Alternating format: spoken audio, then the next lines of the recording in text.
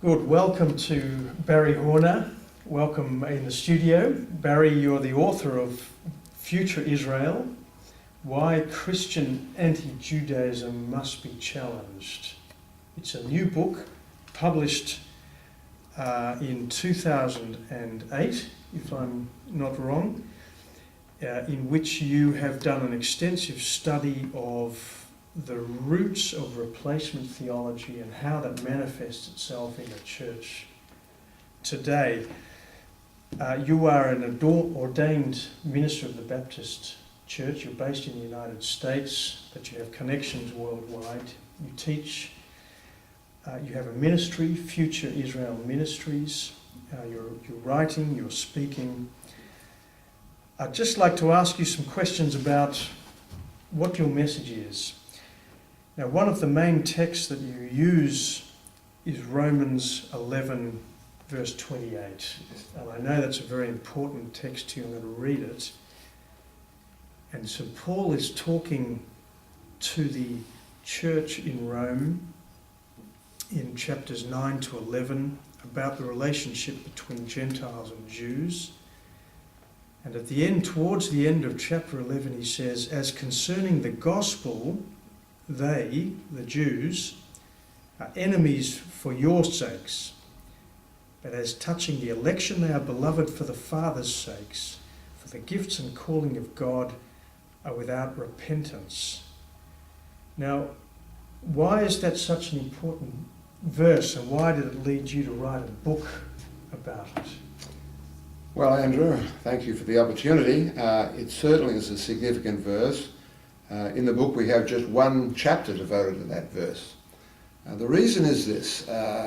Quite a while back when I was beginning to write this book, a friend of mine, very good, again, Christian pastor, said to me, Barry, if we are to really respond to replacement theology, we have to show from the New Testament that God has not given up on unbelieving Israel. That is from a covenant perspective.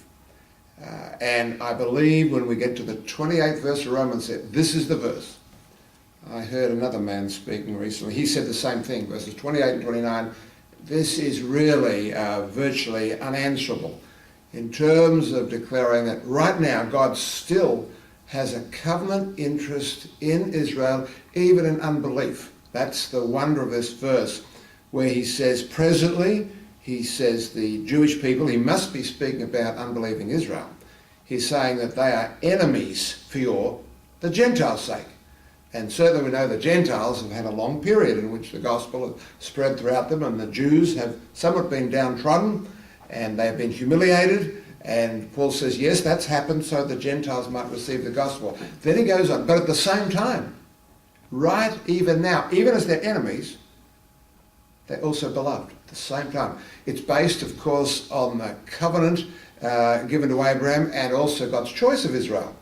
And he chose them in pure grace. He says, you're not a great people, you're very small. And even the calling of Abraham was in pure grace. God just appeared to Abraham. It was grace to a pagan Gentile Abraham. And then, of course, God indeed made him a Hebrew.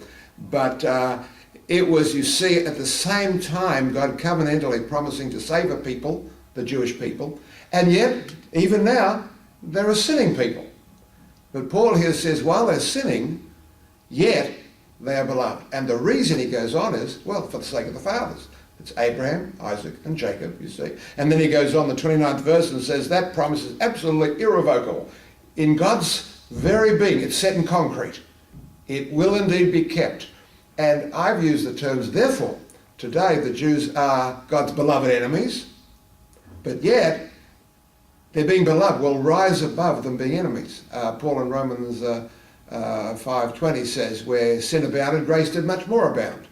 And that's the only hope of any sinner, and that is grace rising above my sin. It's the same for Israel. While they're enemies, they're beloved, and finally they're going to be saved. And grace, even from God, will meet the Jewish people and they will be saved. And that's the promise here. And he's saying right now, even though, again, they're unbelieving, finally, through the Redeemer, Jesus Christ, their Messiah, they will ultimately be saved. Wonderful. And what do you mean, or what does Paul mean when he's talking about election? What do you mean by the covenant? He doesn't actually use the word covenant here, although he does earlier in Romans. He says, of the Jews are the covenants, Yes. the promises, the oracles of God. How do you understand that? What is this covenant relationship with Abraham that Paul's talking about? Well, it starts with covenant, although later on he says, you have I chosen from among all the nations of the earth. But it starts with covenant because, as I said, there is Abraham in Ur of the Chaldees, a pagan, idolater it would seem. God appears to him. Why? It pleased God. But he had a grand purpose in mind. He chooses him, and then he makes an agreement with him. And he says, this agreement, you get it in chapter 12. I believe in chapter 12 you'll have the promise of the covenant, in which again, I'll make of you a nation, and then through you the nations will be blessed. I will give you a land, and those who bless you will bless you, and those who curse you will curse you. Now that, I believe, is the covenant promise. Then you go to chapter 15, I believe you've got the cutting of the covenant. And the word for covenant is literally the Hebrew berit. It means to cut. And in chapter 15 you get Abraham told, Abraham, take these animals, cut them in half, put them in 2 rows. Yeah. And then the wonder is, Abraham's put to sleep. Yeah.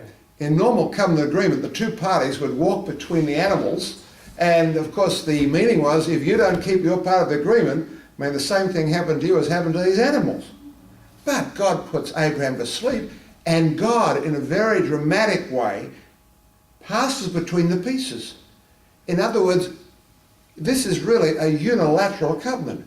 God says, I will make a covenant, I will keep it, and Abraham's asleep. It's sure. That's why I said it's set in concrete, you see. And I think the 15th chapter really wraps it up there. I mean, how can you get around the whole picture there of this sure covenant which God alone makes with Abraham? Great. Okay. Well, we're going to move on in a moment, and we're going to look at... that seems pretty straightforward to me.